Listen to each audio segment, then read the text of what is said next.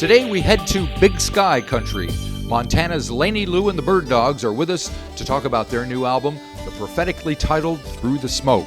Here are Lena, Schiffer and Josh Moore to tell us all about it. Headlines and horoscopes, Father, Sons, and Holy Ghost.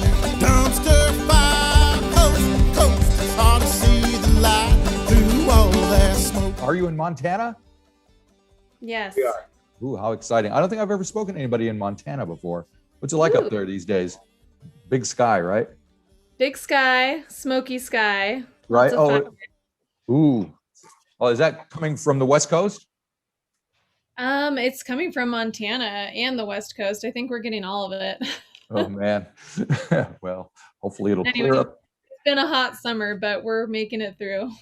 Yeah, we had the same thing happen to us here in New Zealand with fires in Australia coming across the Tasman, and we could. Oh, yeah. Great, skies turned all orange and stuff. It's wild. That was about a year or so ago, I think it was. So yeah, crazy stuff going on. But anyway, so you have a new album out, which is it called Through the Smoke? Yeah, well, there you go. It wasn't meant to be a prophecy for the summer by any means. Well, timing is everything, I guess. So it was just released at the end of July, right? And how did that go? What did you do on Josh the day? was just like staring. I'm like waiting for Josh to answer. Well, this is the problem. Whenever you have more than one person, everybody's overly polite, and then and then there's just deadly silence, awkward. We're zooming on this, but we released it on July 30th in its entirety online. Right. Did a slow rollout to give people the opportunity to buy CDs for about a month before it was released in its entirety. So it goes a little further monetarily for us to do. Right. I understand. Yep. You got to try to do whatever you can to monetize these things because people have an aversion to paying for music these days. It seems like. Getting spoiled. Yeah. Services. So my understanding was that the album was recorded around February. Was that right? Yeah, we headed to Stinson Beach, California, to this very cool recording studio. It's up in Northern California on the coast. And yeah, we spent 2 weeks there in February 2021. So at that point, what was the lockdown situation like there? Was it fairly tense or what? I would say it was interesting that we happened to be going to California at that time. Okay. It was pretty bad in California, but we sort of reasoned with ourselves that we were driving out there. We only stayed the night one place other than the studio itself, and we were all just quarantined together. So it wasn't the best timing, but we were pretty self-contained, the group. So we pretty much just socially distanced the whole time anyway, other than being around each other. So cool. We luckily were okay. And so tell me about the studio and the what was going on in the studio with how you guys worked together. Yeah, go ahead, Josh. Okay. It was called Panoramic House, and it was a reconstructed castle for all intents and purposes up on the side of the hill. And it was an Uber equipped studio that a lot of people have done big albums on. Right. In the Heart and a couple other big touring bands. Yeah. And so we kind of got lucky because they were looking for people to have, Yeah, I'm sure they were. So we got a great deal, and yeah. And other than it being slightly haunted, it was a great time, Okay. Do you want to elaborate on the hauntedness of it? We had some interesting evenings there with things kind of floating off and disappearing. All of a sudden we were looking for an important item and it was out in the front yard or something weird like that. So. Okay. Yeah, it was interesting Our producer and engineer Brad Dollar said that he was like, "There's definitely ghosts here, but they're friendly ghosts." And one of them liked to play jokes, like what Josh is saying, like misplacing items, like someone's hat ended up in like the front yard out where we hadn't been the whole time, like Right. out by where the car was, and like yes, another special item kind of moved and then reappeared. And then one of them, he said, Brad said he swore smoked cigarettes, because sometimes you'd be like walking down a hallway and you would just get that like whiff of like stale cigarettes, but none of us smoke. Right. Oh, So we were just certain that that's what was going on. And we asked the guy who kind of takes care of the house and records himself. He's, I guess, the studio manager, right. Jeremy, and he confirmed for sure that there's ghosts. I don't know. It was interesting. Very cool. Well, adds to the ambiance, I'm sure. Yeah. So there's what, 5 of you in the group though, and as far as I can tell, no drummer, right? So you're more of an acoustic-y, bluegrass-based thing. Once you get into the studio, I noticed some of the songs are sung by you, some by you. How do you work things out? Is there a lot of discussion? Is it kind of a feel thing, a natural thing, or do you talk about it quite a bit? It's not like I don't know how it all happens. I mean, I think for this album, the 4 of us write the lyrics to songs, and then all 5 of us kind of work on the composition and write the music around the song. So it's always a collaborative effort in the long run. But Right. typically the song that I write is what I'm going to sing. I don't write songs that Josh ends up singing. With the exception of our fiddle player Brian, Right. who he sings the song "Burn It Down" on the record. Right. And he wrote the song Paradise, but ended up having Matt, our banjo player, sing it because he felt like it just fit his voice a little bit better. Yep. So that was definitely like a stylistic choice. Yep. And as far as the songs that end up on the album in general, our producer Brad was really the one who looked at all of the song ideas we had. When we got to the studio, we had I think I counted 22 different ideas, or full songs, little pieces of songs, and he kind of helped us like guide us towards what songs he thought might sound good all together as a whole, which is like the role of a producer. He's kind of taking what he sees as being like a very fluid, cool grouping of songs. So I would say he had a huge impact on what ended up being recorded this time around. Yeah, it's interesting because some people, sometimes you need that outside viewpoint to get a little perspective on everything. Other bands kind of resent that, but there you go. You just have to be open-minded. Yeah. I think with our band, it goes a long way to have a 6th unbiased opinion. Gotcha. It helps us not argue. All right. So the album opens with a song called Highline, if I'm not mistaken. So what can you why is that the opening track? I'm on the Highline, it's a slow ride, chasing time to make it back to you.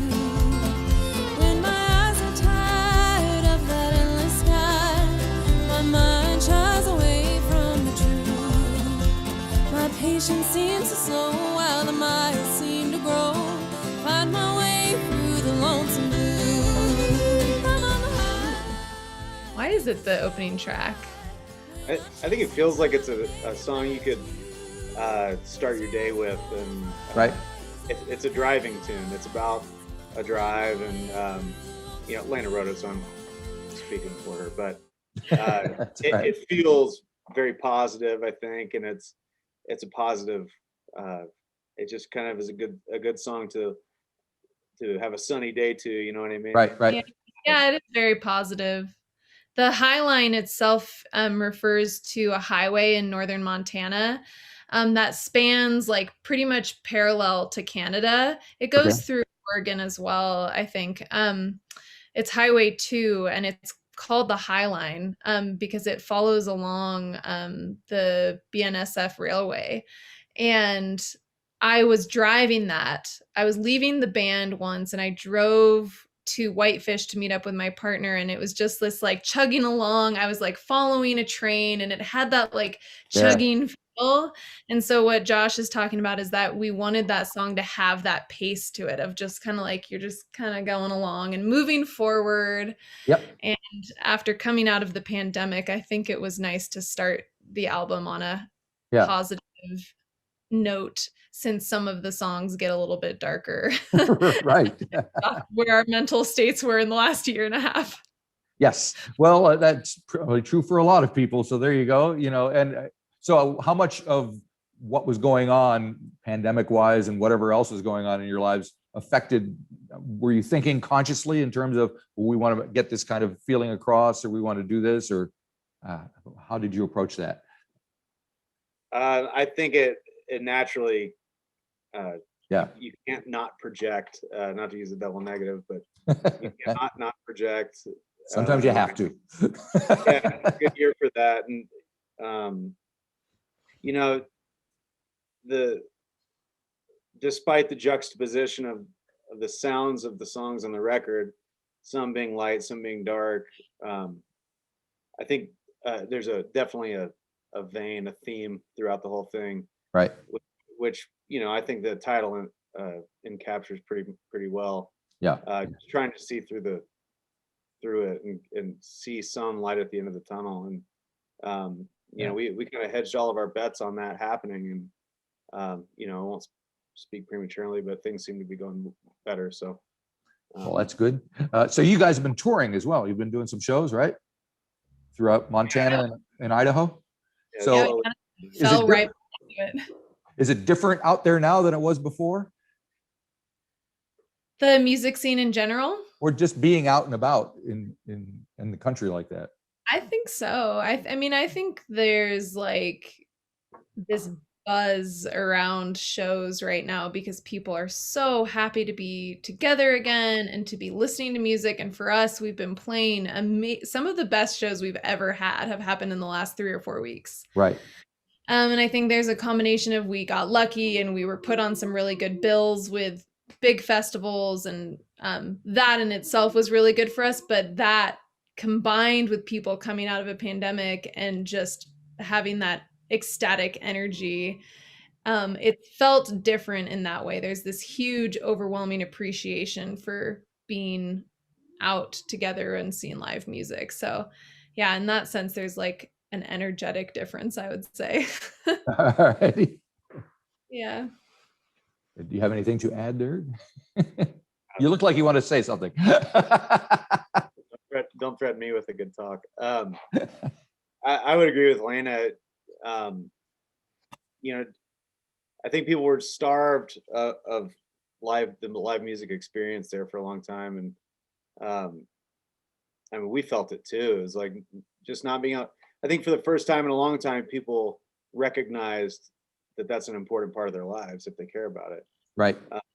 So the last 2 months since we've been able to be back on the road, I mean, I've never felt anything like it. The crowds are electric, and they're showing up in droves. And I mean, we toured California not too long ago, and those towns that we've never been to, and we were pre-selling hundreds of tickets. Cool.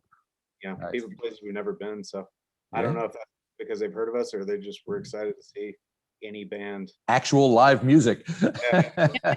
We'll be there either way. Yeah, there you go. I see you just released a video as well for the song Black Crow. Yes. Dirty dealing cards going on in there. Who's behind that? Old black crow sitting in the oak tree, picking little chickens out, picking that slow meat. Don't nobody know why the black crow don't sing. Old black dog sitting by the fence post, calling out, hollering out, waiting on the food bowl. Everybody know you don't feed no stray dog. Well, the Damaris brothers, our bass player Ethan and our banjo player Matt. Yep. They're of a clan that has a bunch of big sons, and the oldest Damaris brother is a videographer, and one of his best friends, Eric Heidel, have been bugging us for years to do a music video. Right. And finally, I think we had an album that might warrant it. So we said, all right, you follow your vision, we'll go with it. And they listened to the song without really we didn't explain any of it to them. And that was the vision that they saw after hearing it. So, we ran with the poker game, and Right. yeah, I think we're all very proud of it. It came out really cool. Was it fun to shoot? It was. I resent not being in the last hand, but that's okay. I don't know how I ended up being one of the last to go out because Josh wrote the song, but Right. it was pretty fun. And I think we liked that their idea of a poker game wasn't like super on the nose of what the song is about. They kind Yeah. of took their own interpretation. Yep. And now that that's happened that way, I could see doing a music video in a similar way where we just let someone listen to the album. They Yep. chose the song Black Crow and they decided what they thought it was about. And it just created this whole different artistic interpretation of the song, Right. but still has a lot to do with the imagery of the song itself. So we really liked the process. Yeah. And they put together a more professional video than we've ever done for ourselves. So props to them. Very good. Very good. Now, one of the songs I want to touch on that I believe you sing is Count on You. It seems to be a highlight of the album. So maybe you can, is there anything you could share with us about that song? I don't ask much of anything. I don't ask you to bring the best out of me. We just breathe in the company,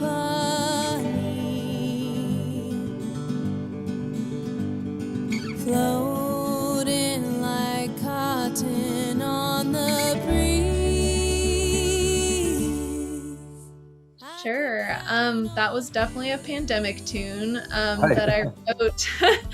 It was It's a new like genre, isn't it? It's like, so yeah. new genre. I love that song, I think, because I love the journey that it went on. Right. From me writing it one day to like taking it to Josh and Matt and Ethan one night, and then to the studio, and not really thinking that was going to be one that ended up on the album. It was the one that I think surprised us the most. So it was a very stream of consciousness song that I wrote, like came out of me like that. Sometimes that happens, and it Right. was positive. It was like, I love my partner, and it was about me and him. Just like, you really had to like count on people that were in your close bubble Right. this last year and a half. So it was a very positive feeling song. But yeah, I took it to you three guys, Josh and Ethan and Matt, one practice, and Josh kind of came up with that different. I had the chords and the lyrics, and he kind of came up with the strumming feel of it. It's got this sort of like different rhythm than any of our other songs. And that sort of brought it to life, and it was forgotten about. It was only worked on for like 15 minutes, one Right. practice, like back in November. And like I said, we sent our producer a bunch of demos of all of our ideas, and that one stood out to him. And because we hadn't really played it more than 15 minutes together as a band, our fiddle player had never even heard it. We basically built it from scratch in the studio, and it took us more than half of a day to work out parts, and Brad really had this like vision for it. Right. And it was the song where he directed us the most. He was like, Josh, you're filling this pocket. Brian was on mandolin filling this pocket. Matt was here. I was playing the bass rhythm, and Ethan was helping kind of like the chug feel. And we had this moment outside with like the ocean behind us, and like Right. the sun was setting, and we'd been kind of frustrated at times with the song. And all of a sudden we heard it like come together, and we heard all of the pockets being filled. And it just kind of like was this magical moment that I hope I never forget. It was a really cool, like, wow, we just really wrote this song together. Very cool. And yeah, it just ended up having that fun, cool, bouncy rhythm. I don't even know how to explain it, but it definitely has been one of my favorites. You guys sound like a genuine group that works together really well. Because in fact, I spoke to somebody, an Australian band, and he's part of a group, but he basically recorded the whole album himself. and then the rest of the band just is on board for the tour. So it must take a certain chemistry between the five of you to be able to pull that off. Is that something that you thought about when you put the group together, or did it happen naturally?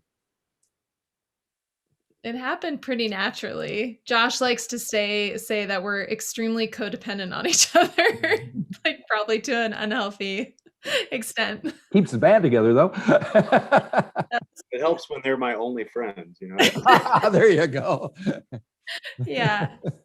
No, I think I believe in fate now that this band has been what it is. I think we all found each other in a very meant to be kind of way, and the band wouldn't be the same if one of us was taken out or replaced. Right. Cool. I think we all know that, and we all have a similar work ethic, and we are critical in a good way of each other, where we all want to always be doing better. And I think that helps, like, it's very much a team because of that. Everybody really wants to like do their part, whether it's writing music or running the business. We're a very well-oiled machine when it comes to running the business, even if we don't know what we're doing half the time. We at least all have a hand in it. Make it up as you go along. What the heck? Yeah. Make it till you make it. Very good. So, and I was wondering, do you consider yourself a bluegrass band? Do you mind that label, or is there more? Do you figure there's more to you than that? That's a touchy subject. I was afraid that. You know, the term bluegrass can mean a lot of different things. Sure. You know, I grew up in Western North Carolina, East Tennessee, and there bluegrass means a completely different thing. In Seattle, bluegrass is way trippier, and I'm sure. Yeah, everything's trippier in it. Yeah. I think that we live somewhere in between all those things. Right. And I think we do that on purpose. You know, there's a lot of different avenues you could go down, and the one that we've chosen is in lieu of being what you might call jammy, which is a lot of it.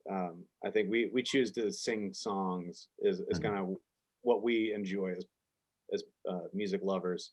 And so, you know, you could do a lot of different things, and we're just trying to carve our own little section out and sing good choruses that we like, at least, and and you know, fill it with harmonies, and let that be the fun part of it. You know, everybody's very apt musicians in our group. Yeah. But we choose not to spin out and jam, you know.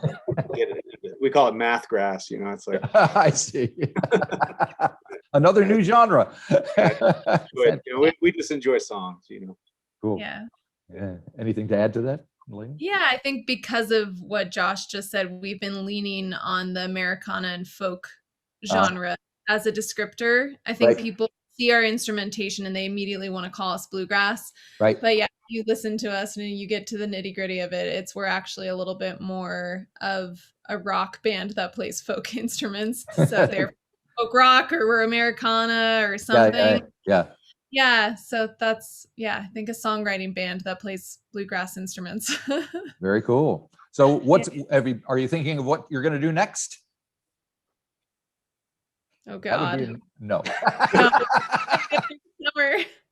No, we hired a booking agent who used to live in Nashville for years, and he lives in Muscle Shoals now. And he is our newest team member as of April, I think it was May we hired him. So he's kind of taking over our booking from now on, and so we're really excited to see where he puts us. Him being from the South is hopefully going to bring us there. Josh is from Tennessee, so we've been wanting North Carolina, Tennessee area, so we've been wanting to get that way for a long time. Yeah. So I think our ultimate goal is just expanding our market. We already are doing the Western states a lot. We're going to the Northwest and Colorado and everywhere all the time. And so we're going to try to head to the South and see what people think of us down there. There you go. Now, speaking of South, have you ever been to New Zealand? I have. I spent 6 weeks there once, fly fishing and hiking around. It was amazing. I would love to get back there. Did you catch trout? It was hard. So I don't want to say yes because that would be kind of lying. The trout are huge here. I was more backpacking, and Okay. my partner at the time was fly fishing, and Right. it was tough. Those are smart trout. If you could be, a smart trout. They all live in New Zealand, Exactly. and they're huge. And then our banjo player, right? Or he's not been to New He Zealand. was in Australia That's Alright. right. for football. Yep. Yeah, Right. Got football close. player. Yeah. We'll He has we'll- a tattoo on his calf to commemorate it that we made there fun you of. go. Great. Well, if you ever get down here, we'd love to see you. So We'd love to. way down south. All right. We'd love to Well, travel. well, great. Thank you very much for taking time to talk to me. Of course, Yeah, Marty. Hope everything goes well on the road, and we'll keep an eye out for you. Yeah, sounds good. Thanks so much. Thank you. Yeah. Nice to meet you. Bye-bye. Bye.